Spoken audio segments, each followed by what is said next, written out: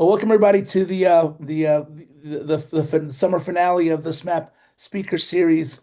Um, we're excited. We have a talk by Sam Rocha, who's a professor in the Department of Educational Studies at the University of British Columbia. He specializes in philosophy of education. The title of this talk is "The Education of Mestizaje: A Folk Phenomenology." And Also, I want to just introduce the executive committee to you all. I am Jose Jorge Mendoza. I am the treasurer. I'll popcorn this over to our president, Alejandro Santana. I'll say hi. Hi, everybody. My name is Alejandro Santana. I'm the president of SMAP, and it's good to see you all. Welcome. And thank you also, Jose, for planning this and planning it throughout the semester and taking the lead on this. And yeah, let's hope we keep it going. Welcome. I'll popcorn over to our vice Oh, president. yeah, and Rocio, or no, Tocaya, why don't you go next? Manuela? Hi, everyone. I'm Paula Gomez. I'm the Vice President for SMAP. It's great to see a lot of familiar faces, and to the new faces, welcome. Rocio, you're muted. Sorry, I'm Rocio Mercedes Alvarez. I am Secretary of SMAP, and yeah, excited for today's talk. If you know me, you know why. I'll give my voice a rest and pass this over with no further ado to Sam Rocha. Thank you so much, Jose, and thank you to the executive. I'm super grateful to have this opportunity to share this work. Um, my talk today I'm not really in the stage of being able to share a particularly substantive account of the project. This is very much you could say a project in its infancy, or maybe even gestation. But it's been in my work, maybe not as explicit, but it's been there for a while. And I've had colleagues who have said, "Yeah, I remember that thing you did that one time." This is really an introduction of the work. I suspect that there could be issues raised around its placement within philosophy of education. I know sometimes philosophers of education, we're not theoretical enough for the philosophers, but we're too theoretical for the educationalists. And so I'm always cautious about the disciplinary boundaries there. And then lastly, my last insecurity, I suppose I'll start with, is I'm just grateful that you kind of right offhand accepted the project. I thought it was a good fit, and I've been following your social media for some time, but because my appointment isn't within a philosophy department, I've always wondered. I was like, I think I'm a Mexican American philosopher because I mean, I check out some of those boxes, this was really cool to get and have this accepted and to feel included in this work, and who knows, maybe by the end of the day, I'll have a more certain sense of that uh, placement of this work in terms of where it can go. A bit of biographical, I guess. I was born in Brownsville, Texas, right across from Matamoros, Mexico. I grew up primarily in my childhood in the Rio Grande Valley, and also in Reynosa, Mexico. My ancestry on both sides actually is Mexican American, one Tejanos, other Nuevo Mexicanos.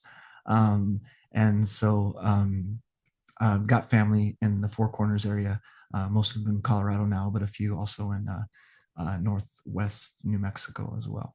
So that's me. I guess one final hesitation is I'll be reading a bit from the project, and the project is actually a failed grant application that made it through a few stages, but didn't make it at the end. So for those, many of you probably know that grant writing is a weird genre, and it always makes me kind of uncomfortable. And so I've tried to manicure it to sound a little bit less like an application for funds and more like an intellectual project. But if it sounds a bit awkward or choppy, that's a bit of why. So I suppose I'll start off with essentially just what the title means, and or at least how I would interpret the title, and then from there I'll move a little bit to some of the issues, in particular in education and the social sciences of positionality, which for me is a difficult issue, and here to talk about that a little bit. And then finally, I'd like to talk a little bit, very briefly, about kind of the existing work and the significance of this project in relation to that existing, and in some cases non-existing work as such. So my title for this project, the main title, is The Education of Mestizaje. I'm doing that kind of annoying academic thing where I'm shortening it to TEM. I hope that's not overly pretentious to do, but I'm going to probably go between Education of Mestizaje and TEM, just for rhetorical purposes. So it uses the term education in its formative and constitutive sense. Many of you, I suspect, will know that, like, formation or formación, for example, is a pretty common and acceptable way to speak of education in Spanish, but in many other languages as well. And there's a particular tradition of that concept as well that corresponds to it. So when I explain this sometimes, and I've been kind of interested in this sense of education since I was in grad school, I've always said, like, the whole, like, what did you learn in school today question for me is perhaps less important than sort of who are you becoming in school today. And that for me is the sense of education that I'm interested in, which in some cases prioritizes the formative, constitutive, ontological, existential, all that stuff, maybe a bit ahead of the more epistemic questions of education, and certainly a lot of the more institutional questions around schooling. These are some kind of early bit of knife work in terms of getting a sense of what type of a philosopher of education I am. So I use the term education in this sense. So education for this project means something. I'm actually fairly fine with associating it with something like the German tradition of Bildung, which refers to education precisely as this idea of formation, Bild referring to the image, and so the kind of formation of an image, the becoming of an image. I'll say a bit more about that tradition and how it particularly gets into more of the center of this project in the significance section. Now, the term mestizaje is used in its Spanish form to indicate a particular form of postcolonial subjectivity, and particularly to clarify that for now, at least, and I could be persuaded otherwise, but for now, I'm not trying to refer to very general forms of mixed race identities. So I could refer to, for instance, in English as mixed race. I don't know how I'd phrase it, but for now, I really want to stick with the more historicized sense of mestizaje, and I'll explain some of those reasons as I move forward.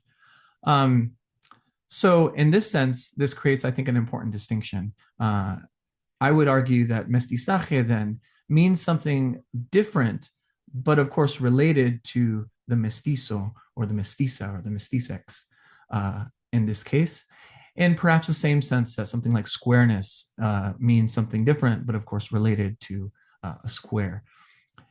This particular sense of education relates to this also particular sense of mestizaje and what I see as two interrelated ways. So in the first way, or in the first place, TM, as I'm referring to it, refers to the genealogical formation of a particular type of human person. This human person would be a distinctly colonial biopolitical subject. And the result of this formation, namely mestizos, mestizas, mestizex, and a sense of mestizaje, that of course I would say is different, but nonetheless within that realm, would be a kind of human person, a new race, historically and ontologically impossible prior to 1492, the year that colonialism began in the Americas.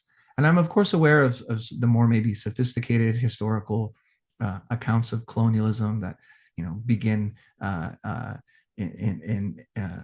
away from the continent and develop from there. And I find them very persuasive, but I'm trying to capture some parameters early on in this project for now. So the condition for the possibility of such a folk or such a person and the continuation of their history and existence into the present, this collectively is the first formative and constitutive sense of the education of Mestizaje. So this is the first maybe fulsome way in which we might understand that title, now that we've also understand what the terms mean individually.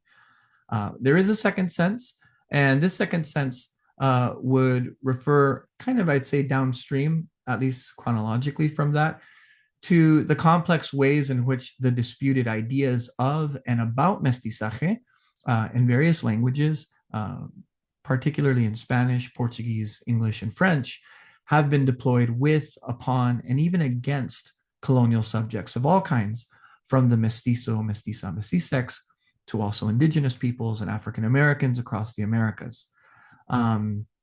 It's probably noteworthy to mention that the Métis in Canada, one of the kind of three indigenous classifications, Métis, Inuit, and First Nations, and then also the Afro-Mestizo in the Caribbean, are uniquely noteworthy here in the second place. And noteworthy because in some sense they demarcate, I think, some of the inclusions and exclusions of the deployment of Mestizaje, at least historically speaking. TEM, in the first sense, locates the appearance of the phenomenon genealogically as opposed to historically. And I still have a bit of a sloppy rhetorical conflation that when I'm speaking, I'll use the word history, even though I know that if I was a strict genealogist, I would probably not use that word. But that distinction between genealogy and history is important for that first sense, which is the primarily kind of postcolonial sense.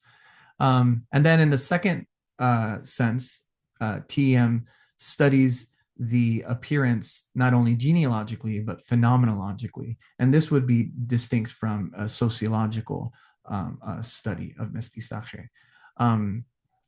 I suppose I'm going to stop here with a quick interlude and be very clear, just because I don't think it's sufficiently clear in the text, that I am not one of the phenomenologists who follows Heidegger in his kind of anti-sociological or anti-personalist disposition. So at the very beginning of Being in Time, he kind of disassociates himself from personalism and sociological as merely ontic, and he names Max Scheler and other people.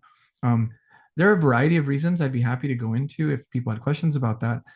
The number one, though, is it seems very clear to me now, especially after the Black Notebooks, that Heidegger was kind of being petty there and trying to kind of, historically at least, distinguish himself from some of the major thinkers in phenomenology. And I think that his obsession with kind of purifying phenomenology of its sociological aspects,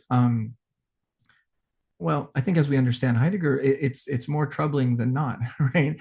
And so I belong to, I suppose, a school of phenomenologists that sees the sociological, while distinct from phenomenology, as a very rich place, though, for the kind of prima facie appearances, and sees the person and personalism even as a tradition as completely within the fold, I suppose, of the kinds of investigations that phenomenology could do. So I am not, in this sense, while I may be more ontological in my approach to education, I would not identify myself with the kind of strict ontology that phenomenologists like Heidegger have defined.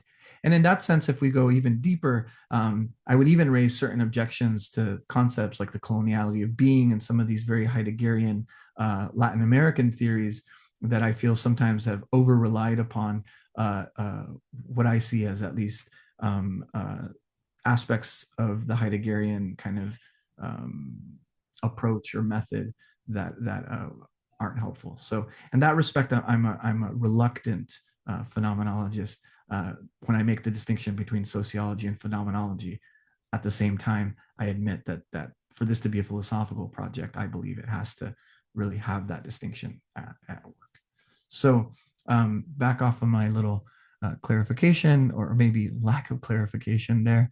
So I want to talk about the two methods, namely genealogy and phenomenology, in relation to the two senses of TEM that I discussed.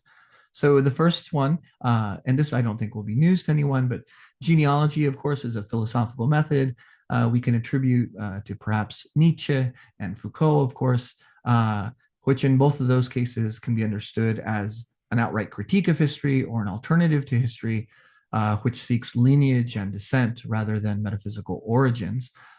So I suppose it's, also within that kind of post-metaphysical school. Now, for my purposes, however, I find this more or less familial method of genealogy particularly apt for TEM, given the influence of familial theories of race within the philosophy of race. And these I would track somewhere between, of course, Du Bois's social theory of race, opposed to the biological theory, and then more recently, Jorge Gracia and the familial historical view, as being helpful elements of a kind of genealogy. So I understand that sort of the canonical sources for genealogy are Nietzsche and Foucault, but my approach is going to be probably a little bit more attributable maybe to the work in the tradition of philosophy of race between Du Bois and Gracia. And of course, the biopolitical and postcolonial circumstances that define Mestizaje within that genealogy. In the second sense, by the word phenomenology, I mean the study of phenomena or appearances. And my earlier work was really dedicated on that pretty much exclusively. So I described phenomenology in my 2015 book, Folk Phenomenology, as kind of bumper sticker definition, imagining the real. So to do phenomenology is to attempt to imagine the real. And there you have this tension between, on the one hand, the real, and on the other hand, the power of the imagination and human subjectivity. I described it in this way to emphasize, of course, the imaginative qualities of the study and the reality of the phenomenon. As a disputed method, which phenomenology is, there are several phenomenological approaches since its inception in the work of Edmund Husserl in the early 1900s. For this project, my aim is to develop and employ the approach that I've, of course, refined and adapted and stolen and everything within my early work in folk phenomenology and also philosophical research and education, which I developed from the kind of reduction story of phenomenology. And this is Jean-Luc Marion's story of phenomenology across the reduction into the object of Husserl, the reduction into being with Heidegger, and then his own reduction into givenness or donation with his work.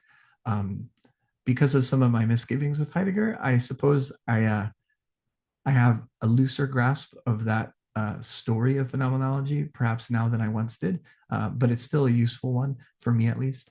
And it helps me to also clarify that I do belong, I suppose, as a phenomenologist to the school of thought that reduction or method is important for the work of phenomenology, over and against perhaps like Merleau-Ponty and some of the others who sought to get rid of method altogether within phenomenology. And so I still see a point to method in the work. All right, so that there was the first just very, very sketchy rendition of what I mean by the words in my title, two senses that collection of words might mean, and then the kind of methodological apparatus that would support each sense, the first being genealogy and the second being phenomenology.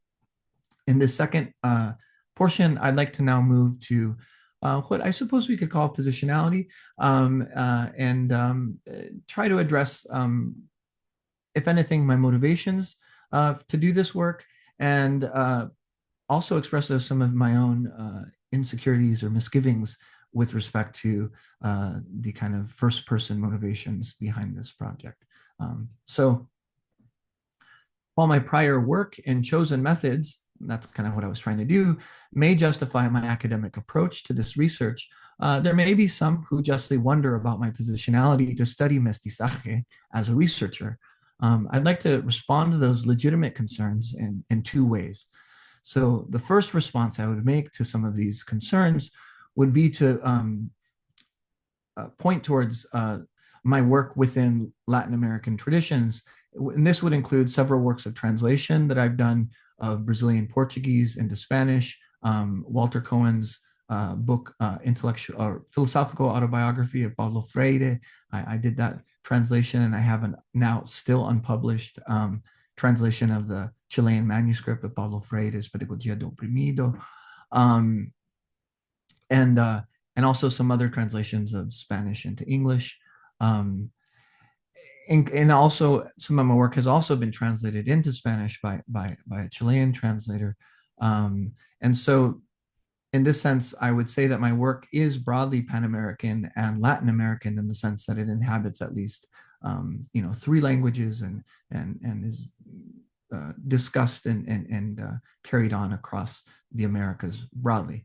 This is perhaps not a sufficient response to the concern, but it does hopefully show that this isn't completely new or out of nowhere interest in the context of my work.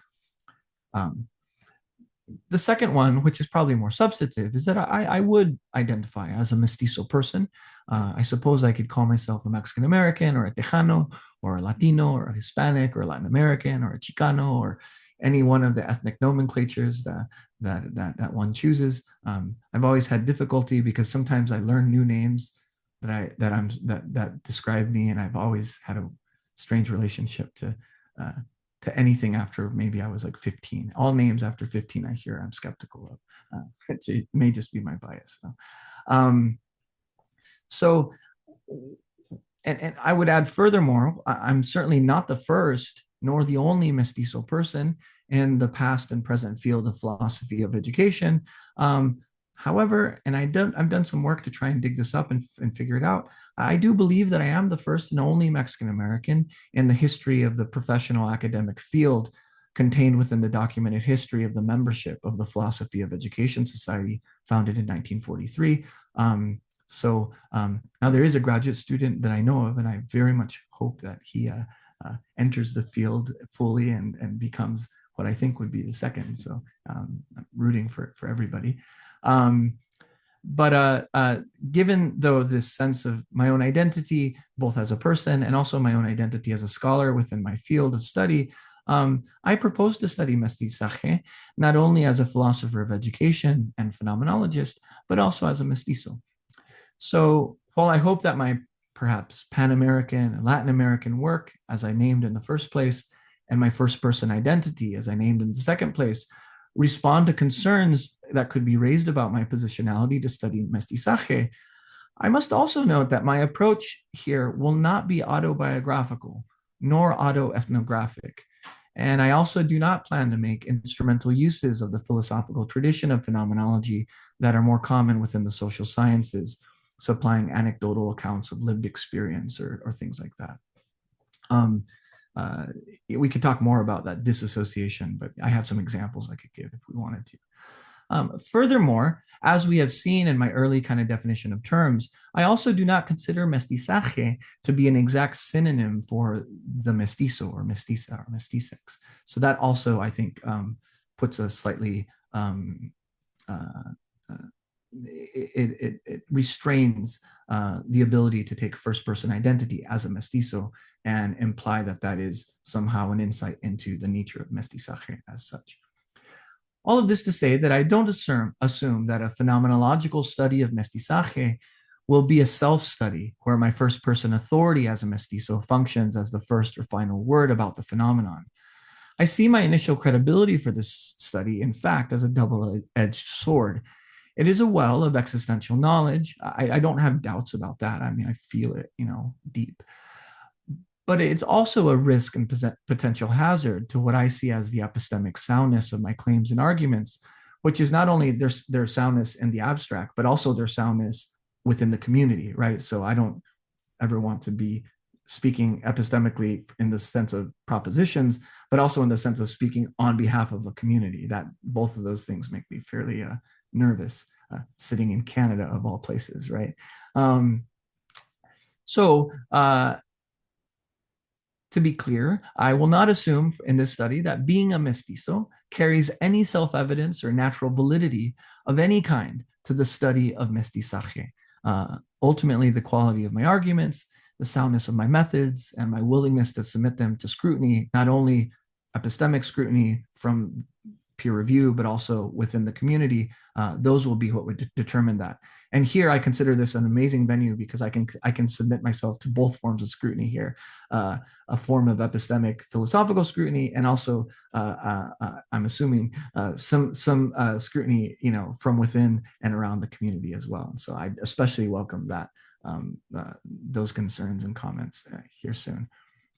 All right, so the final part is going to be, well, maybe I'll give you a sense of actually what I'm proposing here to do in the project. I don't know if this now failed grant proposal, if this is exactly the way I would do it, but I'll give you a sense of the early sketch and then its significance within the literature.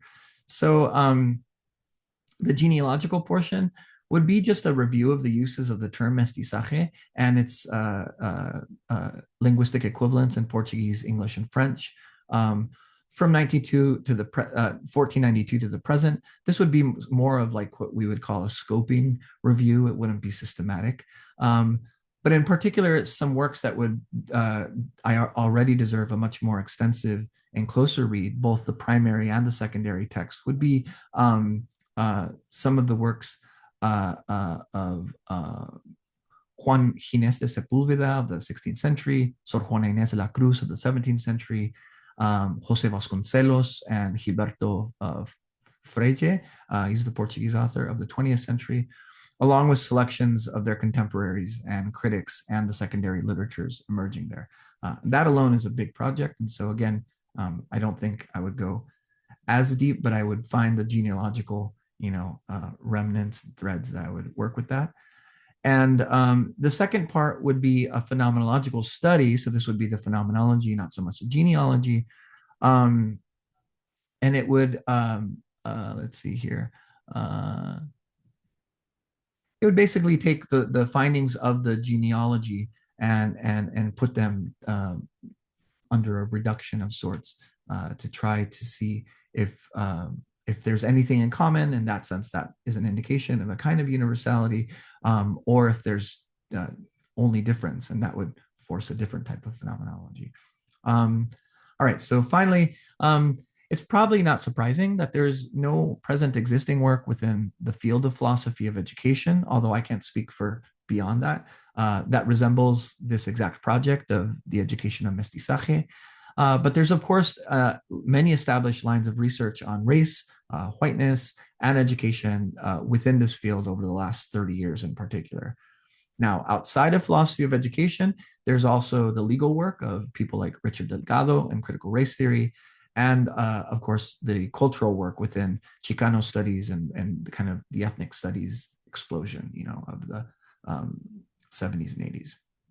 In addition, there are relevant, and this would include, I would say, Ansaldua's work, and of course, the critiques of that era and age, and people like Richard Rodriguez and others who were, of course, speaking from a different side of that movement in their own time.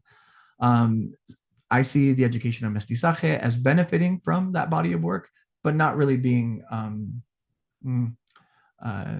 not really invested in those projects. And that's some of my distinction between the sociological and the phenomenological. Now, within philosophy of race, and here you'll see that I think there's a lot more overlap here. There's some really important work, I think, to be engaged with that begins for me with Jorge Gracia's familial historical view of race, and of course its critics like Linda Alcoff's critiques, Invisible Identities, and some of the replies to Gracia by other philosophers like Eduardo Mendieta and others.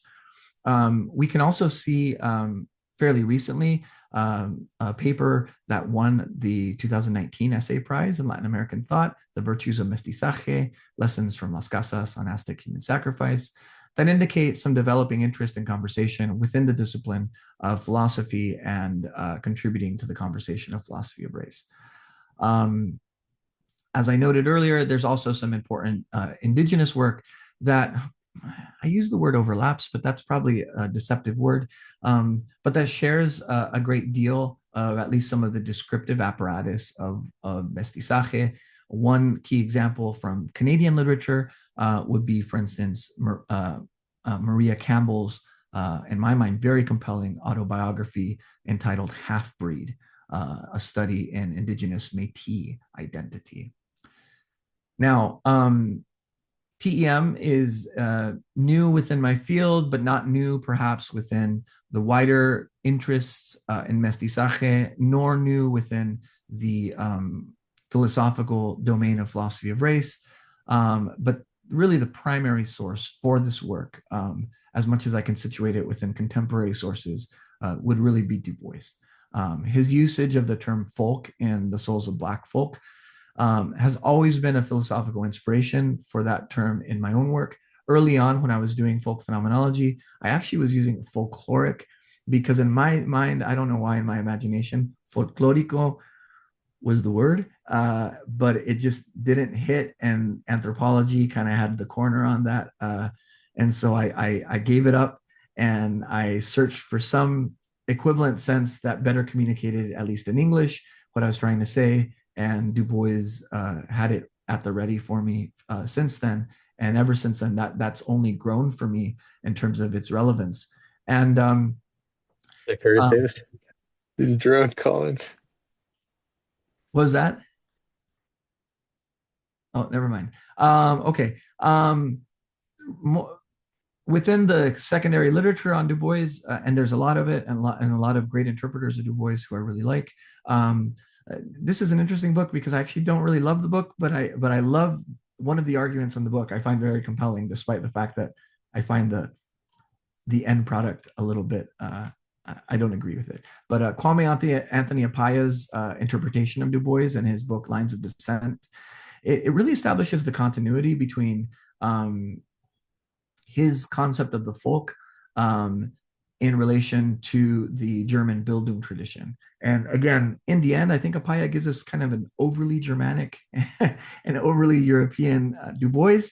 At the same time, the overemphasis, I think, provides a very compelling portrait of the kind of natural relationship between Bildung, education, formation, and Du Bois's notion of the folk.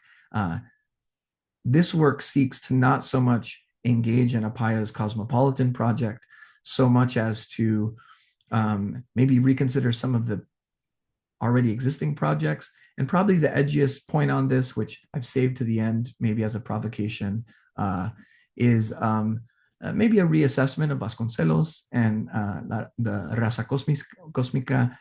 It's been, for good reasons, heavily critiqued in a number of places and for a number of reasons. But I'm also sensitive to the fact that some of those critiques strike me as sometimes missing the point of what Vasconcelos in his argument understood as mestizaje and its potential, and also some of the other Latin Americans' ideas about racial democracy and whatnot. I want to be careful about this stage, and that's why it wasn't really in the grant. But now that I didn't get the grant, I have to say that's probably the thing I have the most motivation to get into as a textual project, and where I think the work with Du Bois's idea of the folk could carry me forward.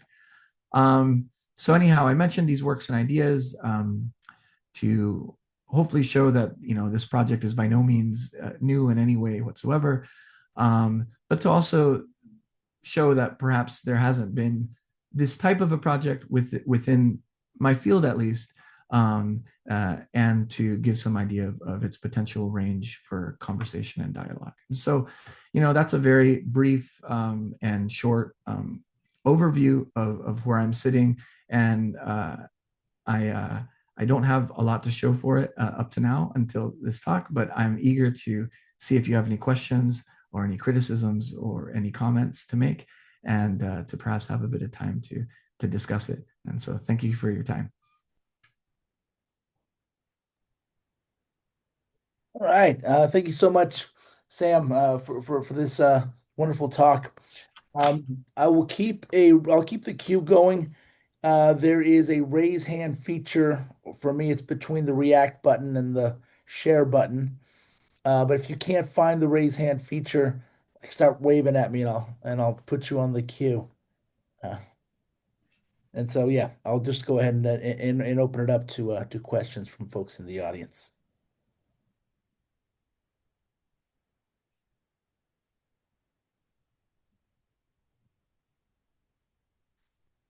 Yeah, Aaron, go ahead. Hi, so I had two quick questions. One is about the method. So I'm curious exactly of how an reduction would work with the Husserlian phenomenology, considering it's realist and some of these social categories. I mean, I'm kind of curious if there's some essence that you're claiming exists amongst all these experiences, especially given some of what you were saying concerning Vasconcelos, for example.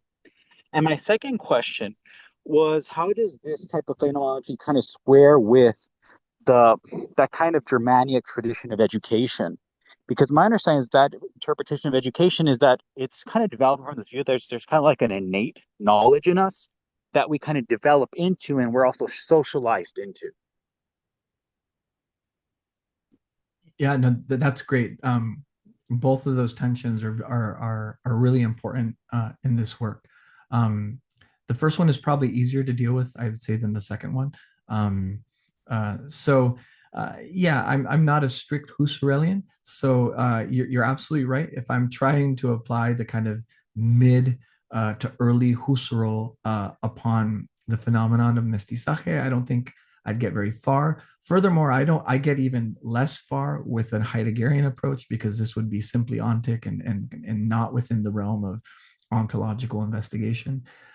Um, uh, so it's going to require, I think, a more a more oddly enough social approach that can hopefully not become sociology. Not to say that sociology is bad, but to the extent that it wants to remain philosophical.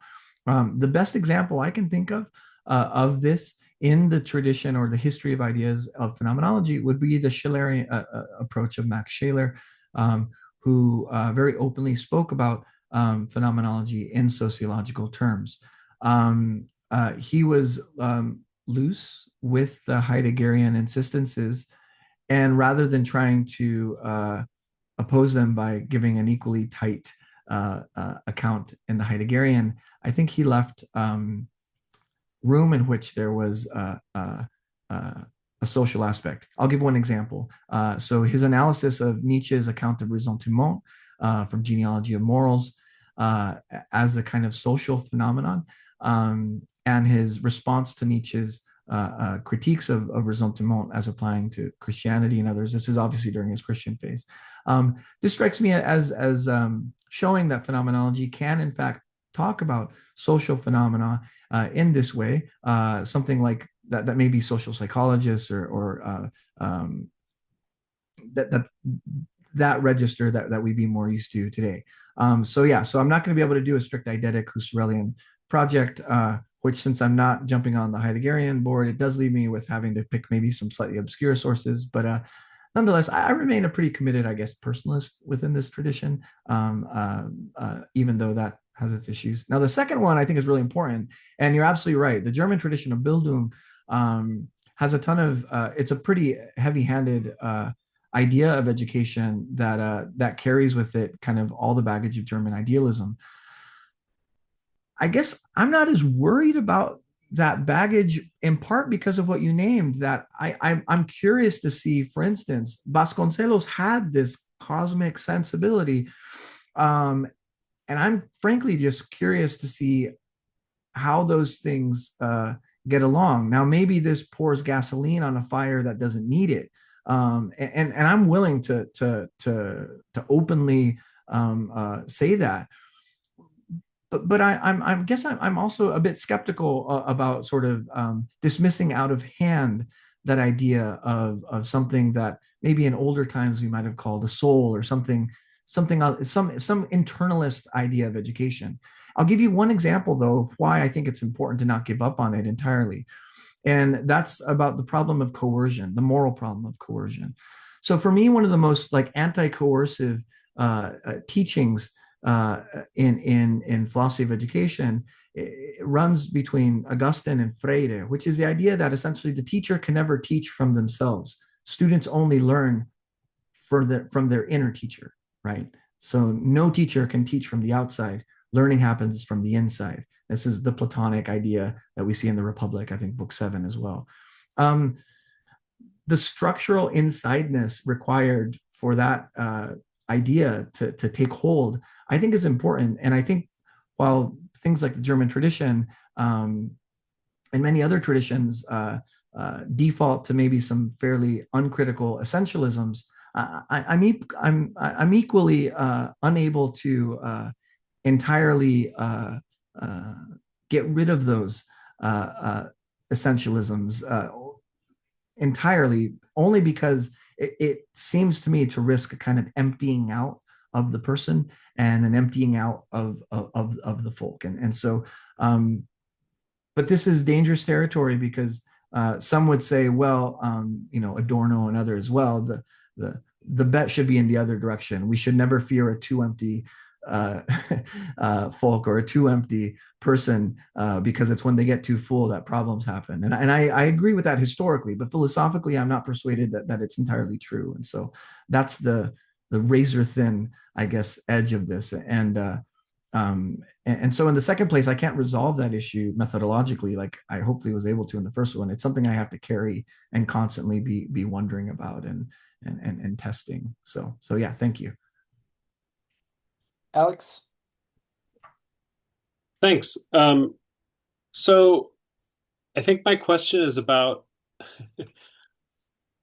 the how to read of in your title. So is Mestizaje doing the educating, or is it being educated? Because that's what I came to find out. And I feel like I might have just missed it. So I wanted to, pitch it as a more straightforward question. And I understand that right now, like, to be fair to you, you're trying to give us the kind of scope of the project. And that I feel like I get. So it's more a question about the directionality of the project. Is it there's this thing called Mestizaje, and it's gonna reform philosophy of education, right? That's one way. Or is there, a way in which you're trying to say that Mestizaje needs to be sort of educated through this folk phenomenology? Like, it's just the directionality of your title. Oh, okay. Yeah. No, good. Well, I have a straightforward response. It's the former, not the latter. Okay. So, and I guess I'll be a bit more bold. I tend at the early part of projects to always kind of tiptoe around stuff. But look, here's my intuition, right? My intuition is that Mestizaje is a Bildung onto itself that has not been considered in philosophy of education, and that theories of Bildung suffer from a lack of appearance, and so Mestizaje, I think, provides, and in some sense, some of the enthusiasm I read in the outdated and fairly disabused texts of Vasconcelos and others is this enthusiasm that maybe there's a human future in the racial mixings of Latin America and post-independence, with all of its warts and wounds and everything. And of course, a lot of those idealisms have completely, failed politically, historically. I grant all of that. Yeah. But the conceptual aspiration to me remains untested, at least. And so the aspiration there would be exactly the former, and maybe a bit more strongly than you put it, that Mestizaje itself is in fact another way to say education. Right. And right. Go ahead. That helps. And so if you'll just permit me now a follow-up, since I know which direction. Yes, of course. You're taking things. I mean, I can see what you're saying in terms of, I don't think I've seen anything really explicit in, the field that's called philosophy of education talking about this. So that seems fair enough. But insofar as you have philosophers and theologians that are reflecting on their own mestiza or mestizo identities and talking about it pretty explicitly as a kind of education. Mm-hmm. Like there's a lot there. So I get what you mean in that you might not find it in a philosophy of education journal.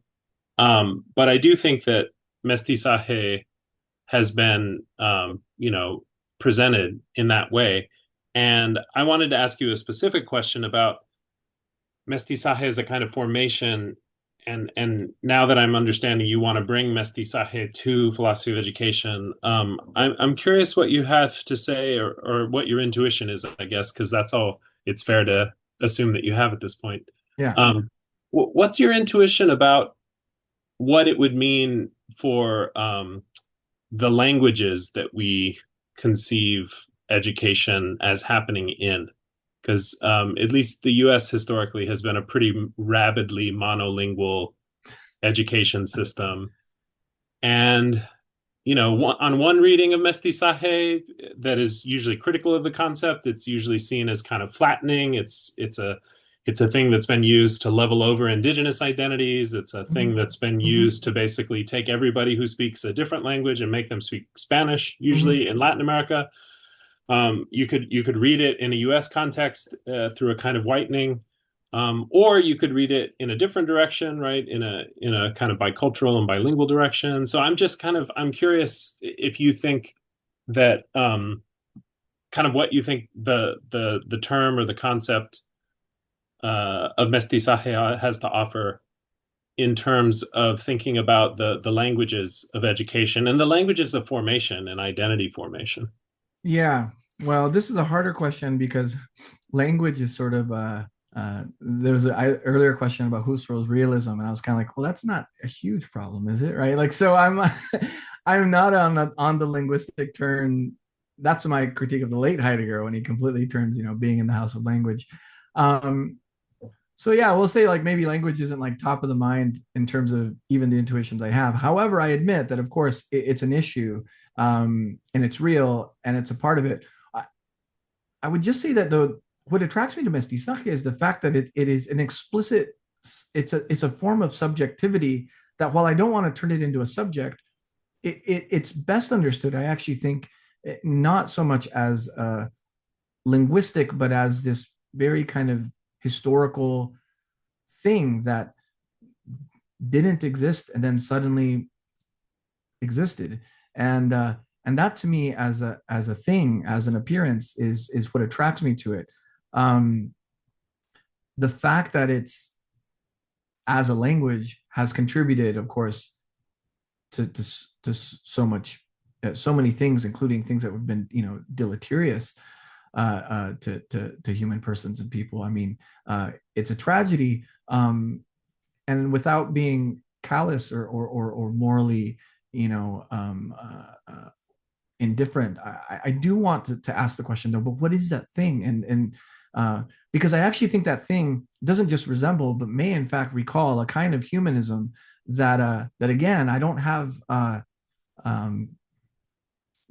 I think is still has to be in play and still has to be advocated for, but has fallen short from at least some of the theoretical sources that we know of. To your first point though about the biographical descriptions of my own education, right? Yeah, that's really important. It's tough to deal with because it's hard to systematize, right? But if there is anything that is education in the Bildung sense, it's the Bildungsromans, right? It's the life story. So you're dead on with that. I'm probably going to look more though towards that kind of that era of imagining a new world type literature, which isn't exactly, maybe it's projecting. So if I want to get psychoanalytical, I could find its autobiography, but it's probably not on that register. But it doesn't mean I deny its importance. Yeah. Rocio. Right. Alex, did you have a follow-up? Okay, go. Rocio. Thank you for the talk, Sam. So I had a question that Alex asked already because I too was wondering, like, what is the direction of this? Are you saying we need to be emphasizing mestizaje as like a teaching method, right? Mhm, Or are we talking about how do we teach mestizaje, right? mhm. Like, how are we understanding it? How are we explaining it to students or what have you, right? So thanks, Alex, for that. And I think, like, given some of your answers that you just gave to Alex and to us here, in responding to that, my question is like, so I have argued that mestizaje is very similar to like what in the US, and I don't know if Canada has a similar type of phenomenon, but like the idea of color blindness, right? Where you're trying to just kind of like eliminate difference and make everybody kind of the same thing, right? While maintaining the structures of inequality and Mhm. you know, so on and so forth. And I know that there's other people who make similar arguments, like very specifically, what is his name? Bonilla Silva. I think his name is Eduardo Bonilla Silva in sociology. He makes this kind of argument about mestizaje and color blindness and how, uh, the idea or the practice of colorblindness in the US is just going to kind of get us to what's already been developed in Latin America with the idea of mestizaje. And so I'm wondering, like, do you see mestizaje in that same way? Because I mean, that's essentially the way that somebody like Vasconcelos and even like, I mean, I argue, and I don't know, maybe other people agree or don't agree, but like Anzaldúa has a very similar view as Vasconcelos as mestizo or mestizanes being this like universal synthetic type, right? This New man. Yeah. person, this person going into the future, this new person, right? Mhm. And so I'm just curious, like, how do you understand mestizaje in that sense? Like, do you see it as this like homogenizing idea? And in that sense, like, is that this educational methodology that you're looking to promote? Or do you see it as something different? In I mean, people will try to call it or will say, oh well, this is like hybridity, but for me, like I don't see it as really being something hybrid or promoting hybridity. Um, so yeah, I just wanted to know like what your thoughts were on that. Yeah, no, it's really important, and I'm not naive to the fact that mestizaje is sort of I think it's acquired probably more of a connotation of that type of colorblindness. To be perfectly honest, my I disagree with Ansaldúa, maybe less so with Vasconcelos on this point, but people from his era, Octavio Paz, many others, who yeah, they did kind of have this way of turning the mestizex into kind of this, this new universal identity that the whole world would be, and this kind of harmonizing thing, which corresponds entirely to more recently some of the kind of color blindness, um, you know, American politics. I guess I'll just flatly say that this doesn't correspond very well to the colonial creation of mestizaje as a form of differentiation between the peninsular, criollo, mulatto, indigena. Like this, I mean, the Spaniards they did not see the mestizo as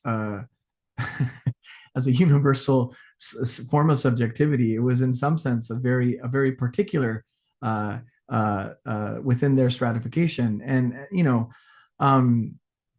so I've always found myself a bit confused, frankly, by this use of mestizaje as a kind of universal form of human being, uh, whenever it not only historically but also colloquially can is also used and has been used and continues to be used, as a form of of differentiation rather than the abolition of difference.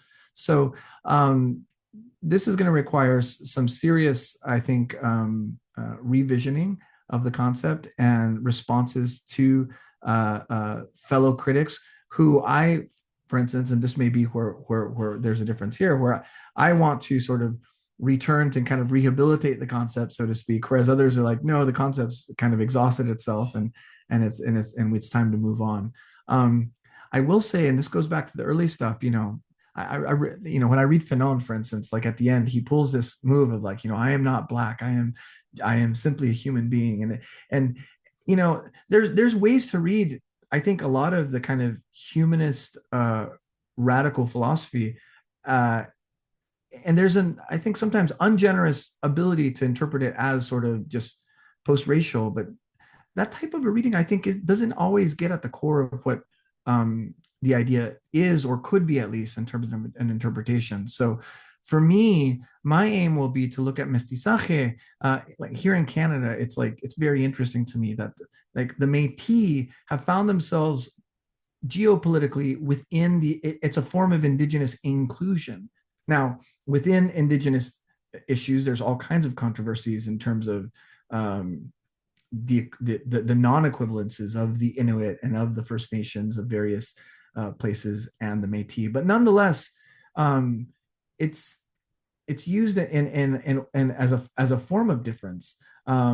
Whereas, as you've noted well, especially in the U.S. and especially in that kind of late nationalist literature, it was seen as this aspiration for the universal man, right? And I don't want to theorize Mestizaje according to those lines, and I think there are good reasons historically and otherwise not to.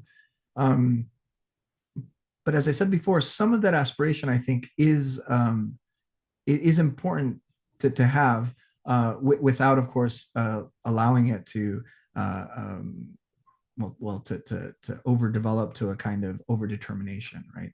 So I would say, like, the problem with Vasconcelos is a problem of overdetermination, not a problem ultimately of being sort of outrightly, you know, wrong. In that case, he overdetermined the theory of Mestizaje. Yeah.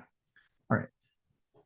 So we got a couple of questions in the chat, but if either of the two hands, were those more like fingers? Were they directly related to this, or were they in a new direction? Alex, Alejandro. Yeah, thank you, Sam, for this really great talk. And I'm glad that we're asking these follow-up questions to get the direction and get sort of unpack a little bit more about what your thoughts are about Mestizaje. And I kind of wanted to sort of follow up on what Rocio was talking about this element in which Mestizaje homogenizes over people and in many ways might erase identities, right? And so I'm thinking more in terms of indigeneity and indigenous identities, right? And I know you're saying, well, so has been used also as a form of differentiation, right? But a differentiation is sort of colonial enterprise of stratifying people, right? And justifying a sort of treatment of people, right? And so I guess my question is like, I guess I'm not sure that the homogenizing question has been fully addressed when we think about like how Mestizaje sort of erases indigenous identities, like, you know, for the Spanish to say you're a mix of Spanish and Indio, right? That erases tribal identities, you know, all across the board, right?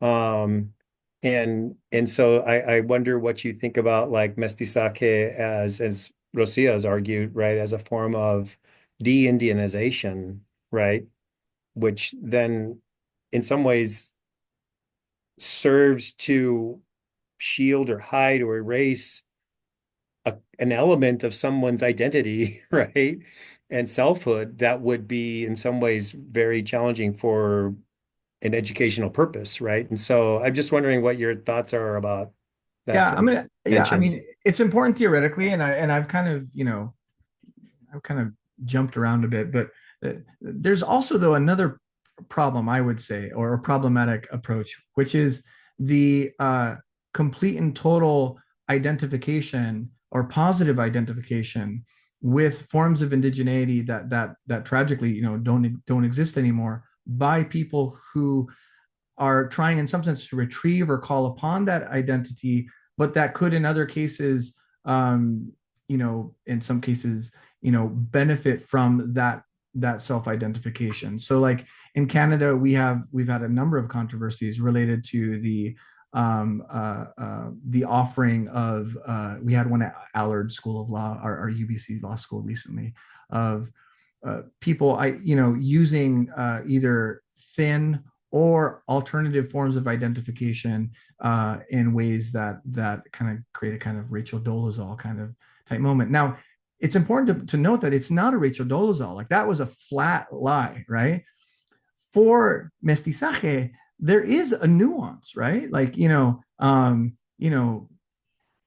my great grandmother was a Lipan Apache. We're pretty damn sure, right?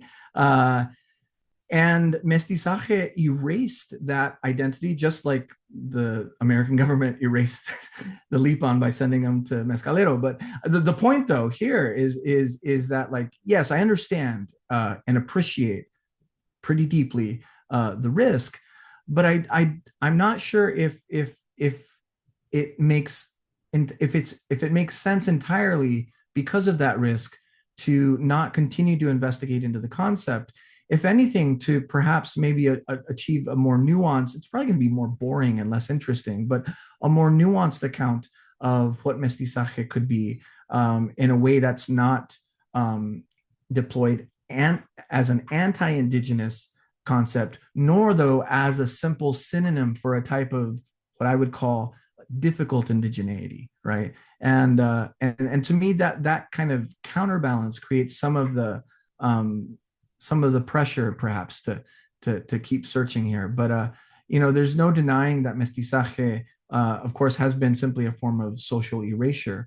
But again, that reality isn't as like even in the literature, that view emerged relatively recently in the literature, and I'm curious as to say, like, is that going to be the final word, or are we going to continue to kind of move and deploy this? Because there are some, I think, issues even within the concept of indigeneity that can become very kind of almost like throwbacks to the biological theory that I thought we were supposed to be against, right? And so in this sense, mestizaje and indigeneity mestizaje is in some sense an attempt to think also more carefully, perhaps even through what we mean. I've had students ask me when we read UNDRIP, like, what do they mean? What does the word indigenous mean in this document? And I'm like, yikes, that's a good project, yeah, again, I'm not naive to that and even that risk, but I'm also aware of other concrete risks and, of course, the theoretical reasons we might continue to pursue it. But it's important. Thank you. Thank you. So there's there's a question here in the chat, and it got framed a couple different ways. So I'm going to go with the last version here. Yeah. Which is, would mestizaje have an impact on multilingual communities, which could reach out to a larger audience, so that more people could be further interested in it? And I take it to be the concept of mestizaje. Yeah. I'll be honest, like, this is part of why I wouldn't identify with the cosmopolitan. So cosmopolitanism, I'm full hog on that. That's just color blindness, right? I'm not. I'm less generous to that project, and that could just be biases or what have you.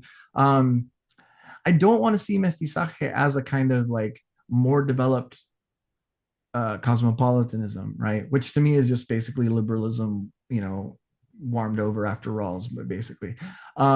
So I would be cautious about thinking that sort of mestizaje would come up with some kind of just like attractive, pluralistic reconception that could account for like linguistic pluralism or what have you, like that. Like I'm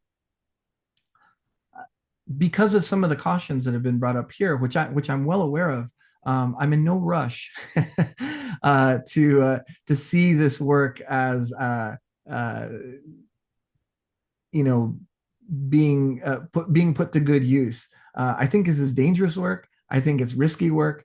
I think it's work that demands a great deal of responsibility and also intellectual honesty. And so, if someone was to try and kind of grab and go with this project, especially at this stage, oh my gosh, like yeah, I would advise very strongly against it, right?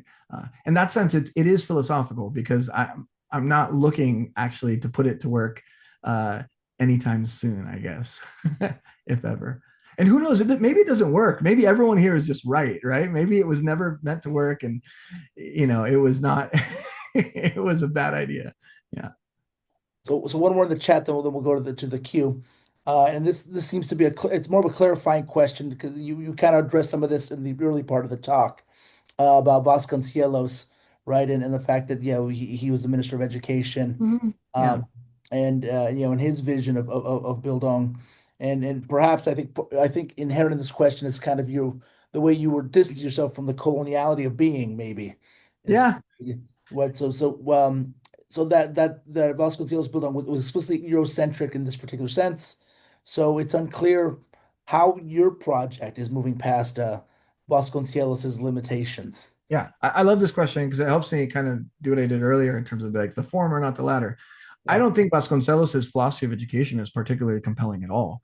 It is. It's just basically the same idea that was either French or German happening all over Latin America during his time. There's nothing exciting to me about that account. I'm interested in his concept of mestizaje, theorized as a form of education onto itself. His concerns for schooling and school reform in Mexico and those things, even at his best when he's being really snarky about the United States and stuff like that. Like, I mean, I don't find that to be really the meat of the project. So, because of my ontological interests in education, I kind of read him pretty selectively in the sense that his concerns about schooling, again, like for me, education and schooling are just like entirely different phenomena. I have very little I've never had a whole lot of interest in schools or schooling really at all. I'm interested in education as formation in the sense of becoming that can happen in school, of course, but doesn't necessarily in fact, most of the time doesn't happen in school.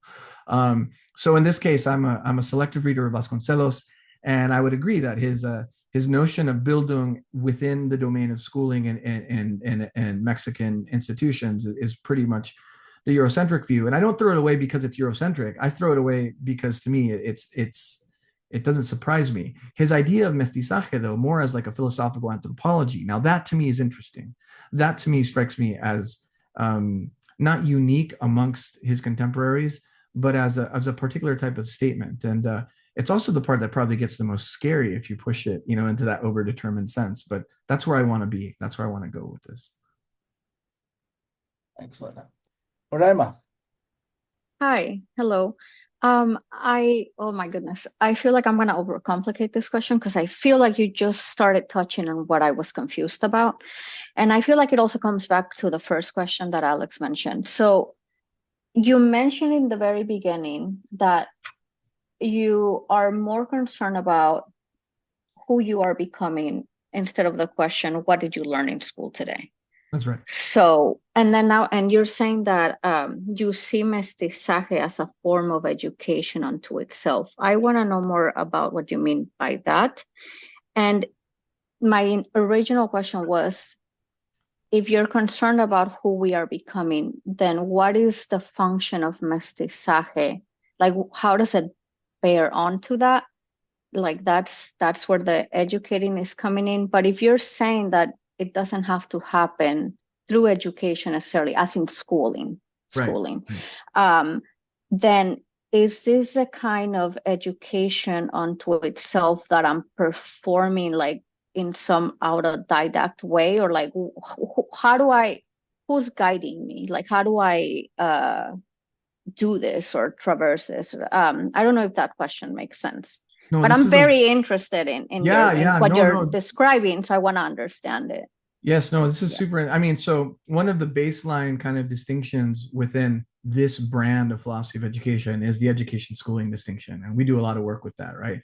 I'm aware though that like it's kind of it's not self-evident that sort of learning about something isn't at the same time constitutive in some way, or that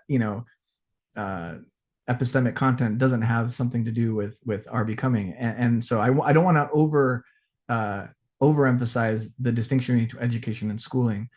There's a lot of education that happens in schools, and it turns out that schools are great places to think about education, and we've been doing that for some time. But the second distinction that you've got at is more subtle at the end, which is teaching necessary for education? And if so, where does it happen? So I'm a fairly fierce internalist here, as I said earlier. So my position, and this isn't intuitions, because this is like kind of the general field, and this is what I've had time to think about. My assertion, which I'm willing to argue for and have argued for, and would do it again, is that teaching happens on the inside, right? And that the teacher ultimately is not the external authority, but is the inside of the person. And learning happens this way too. This is a new idea. It's as old as Plato's all learning inquiry is anamnesis, right? So I'm a pretty orthodox Platonist on this view, although there are some differences I would make between the Meno's position and some of the other positions. Holding that view though about teaching as saying, yes, we do need teaching for education, but we don't need external teachers, right? We don't need authorities. Then at some level, education becomes kind of impossible in the didactic sense, right? Or even the pedagogical sense. But I also think it becomes interesting because it becomes almost part and parcel with what it means to become a person, and how it is that we become who we are and not who we're not. We're running out of time, and I don't want to be overly provocative, but I tried to be careful early, and then you all pushed really well. And so, look, mestizaje for me is kind of an empty set concept, right? What interests me about mestizaje is that you lose everything. It's not that you gain universality. It's that you lose everything, right? I'm in Canada. I'm not with my people, with my culture. Everything is gone. For me, this is peak mestizaje. Mestizaje is what happens when you lose everything, when they take it all from you, right? And the mestizo of history, I think, is exactly that kind of a subject.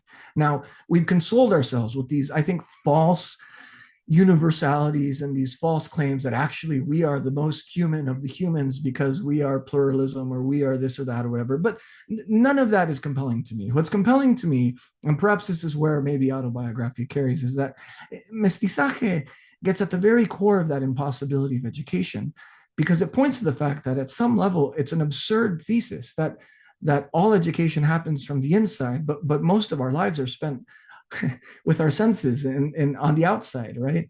And so it's this kind of internal external dilemma, almost metaphysical problem, I guess you could say, that really animates the idea that mestizaje could be a theory of education unto itself, because it's among the prime, if not the prime, biases put aside, situations where I think I can put my finger on historical things. And this is why the autobiographical stuff that Alex talked about is very rich, almost too rich to wade into.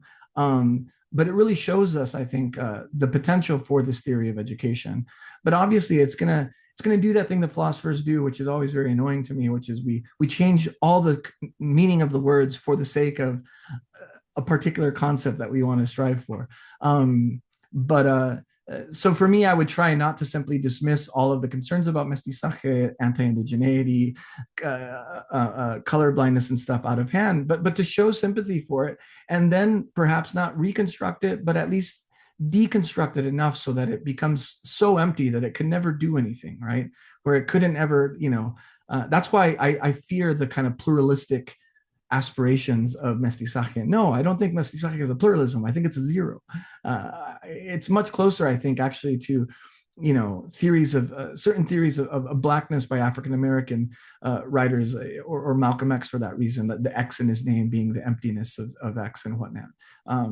I think this is the identity. This is the melancholic identity that I am interested in, both for the metaphysical reasons, both for the Bildung education reasons, and obviously I'm pretty invested in it, personally.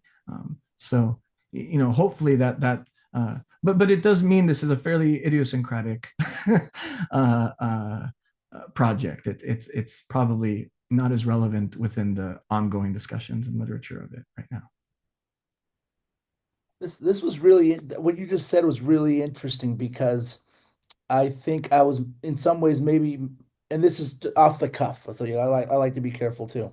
Um, but I was sort of reading you as thinking of mestizaje, and I think a lot of the questions were pushing you towards mestizaje as whiteness, and you Yeah, sure, talk sure, about sure.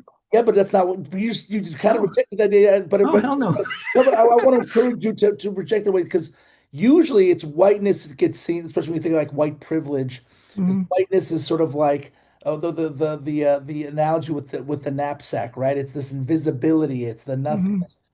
But you've kind of sort of shifted it and said it was more like blackness. Um, I thought that was what you just said was interesting. Anyway, it's a comment, but I think what a lot of the objections people have towards mestizaje is that it becomes a kind of whiteness. And when you're trying to, you kind of were pushing back against it. Now I see why. So I'm trying to wrap my head around this. This was kind of interesting. Wow, this was, sorry, I didn't have a question or anything. I just thought that was pretty cool.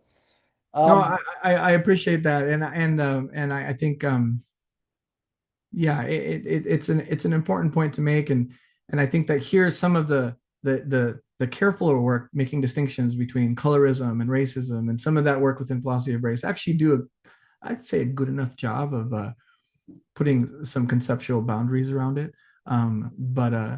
But for me, what I'm after is precisely the negation at work in mestizaje. So in a very weird and hopefully not perverse sense. And please, like, I mean, I'm not. This isn't masochistic or anything. The fact that it can be used for erasure is at some level interesting to me because it's an erasure A that I've experienced, but B that it shows that there's force in it, and so I want to figure out what is the force of this concept. And it's political force, of course, is well known, and I don't endorse any of it politically. But that doesn't entail necessarily that I understand the force as such, right? The force of mestizaje qua force. I want to call that force of education, right? For now, and some of that may be just convenient that that's all I study, so I see everything that I study, right? But who knows? I just got promoted, so I can do anything I want, I guess. So I can maybe I'll find something else for it, you know. So yeah. let me see if there's any other questions. It looks like it's a question in the chat, but I wonder if that was more of a comment about how they best perceive mestizaje is potentially debatable on the topic of erasing indigenous identities.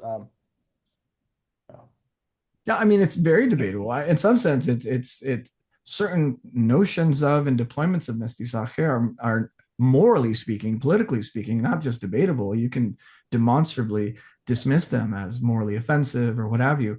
But again, that doesn't mean we understand. So the moral conviction I agree with, and the political stance is important. But I also am interested in what exactly that force is precisely. Now, some may say, "Oh, it's just evil," or some kind of moral or theological answer, what have you. And I frankly am not entirely persuaded that those two things correspond. You know, a lot of it turns into just sin stuff and everything. But maybe it is. You know, I should go to church. Maybe. Hunter, did you have a question? Yeah, I really like what you said, Sam, about and I don't know if I have a question, but I'm just kind of wondering, like what you were saying about like thinking of mestizaje as in terms of its negation, and it becomes most interesting when you see it sort of as an empty sad, a kind of negation of things. And I'm just kind of wondering whether you might think about, and this is just an idea, I don't, but like in terms of like purity, in contrast to Mm, purity, notions of mhm, purity, or in contrast to essentialistic notions of identity, and that might have some play on why it has the kind of force that it might have, right? mhm.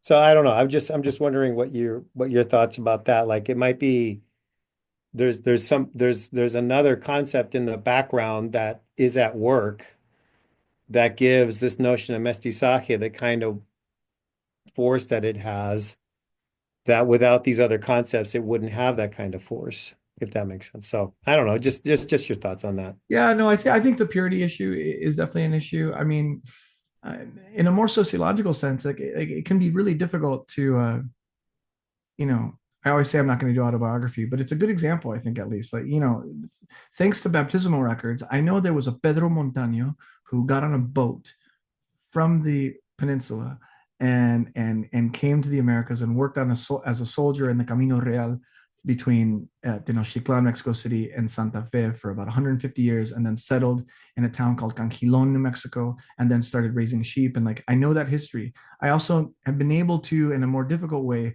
figure out the history of the other side of my family and the Apache and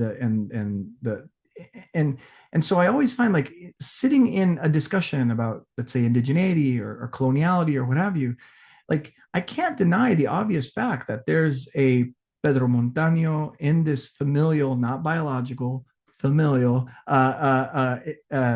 state I find myself in. And there are others too. And that does seem to recall the formula, right, of the mestizo. But I also don't want to endorse this idea, well, like, no, that makes me more of a person because I am the new person. We will soon all be this person once we all interbreed and stuff.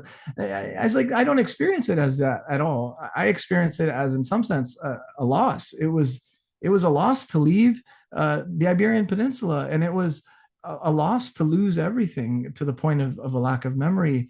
And to me, that marks the specificity of mestizaje in the phenomenological experience of a kind of mestizo who stands there with all the parts in their hands and doesn't know what to do. And I'm not ready to say I'm a Spaniard. I'm also not ready to say I'm an Apache. I guess I'm nothing, right? And that's fine.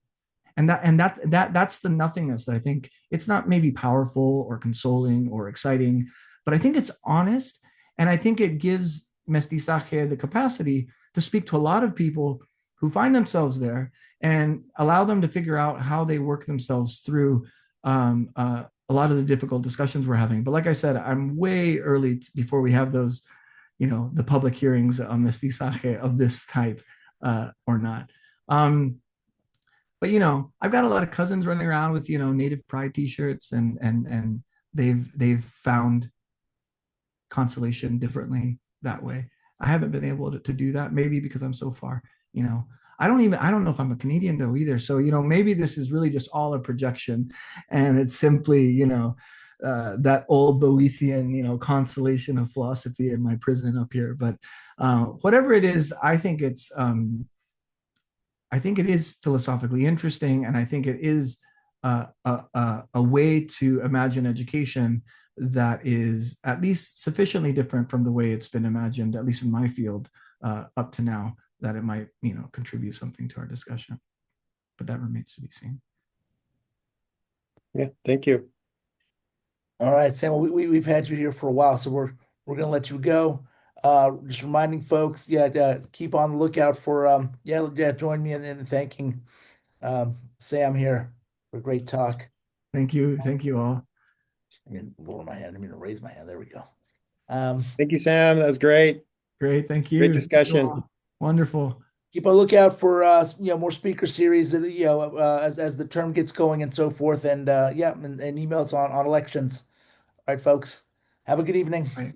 Goodbye, everyone. Bye. Thank you. Bye, everyone. Adios.